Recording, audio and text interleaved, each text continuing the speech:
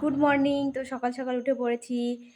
আমি আজকে তোমাদের সঙ্গে একটা নতুন জিনিস শেয়ার করব। আমাদের বাড়িতে একটা গাছে ফুল হয়েছে, তো সে ফুলটা খেতে হয়, তো চলো দেখাবো। তো তার আগে দেখাবো আমাদের বাড়িতে দেখো আমি সকালবেলা উঠে কি করছি। সকালে উঠে শুরু হয়ে গেছে আমার কাজ, মেয়েদের যা কাজ রান্নাঘরে এসে এই যে রান্না করা। আমি রান্না বসিয়ে দিয়েছি আমার বেবির জন্য, আলু ভাজতে দিয়েছি।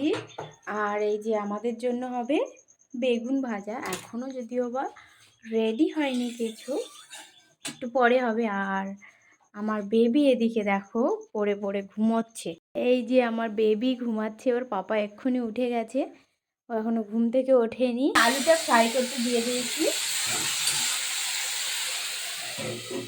এটা এবার সেদ্ধ হতে থাকুক। তো চলো সেই ফুলটা তোমাদের আমি দেখাবো।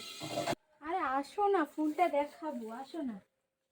এই দেখো, এই যে দেখতে পাচ্ছ, এই দেখো কুমড়ো ফুল। হ্যাঁ, আমাদের বাড়িতে গাছ লাগানো হয়েছে, সেই গাছে আরো আছে। আচ্ছা আচ্ছা আচ্ছা, এই যে দেখো এখানে দুটো বড় বড় ফুল হয়েছে, দেখেছো?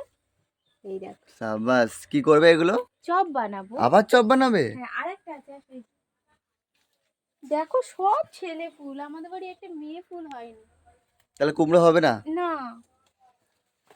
কি আর করা, চপ। পেঁপে গাছ লাগালেও ছেলে হয়, কুমড়ো গাছ লাগালেও ছেলে হয়, মেয়ে আর হয় না। আচ্ছা, এই যে, তো দেখা হয়ে গেল আমাদের ফুল। তো আজকের মতো ব্লগটা এখানে শেষ করছি, মিনি ব্লগটা। টাটা, আবার দেখা হচ্ছে পরের ব্লগে।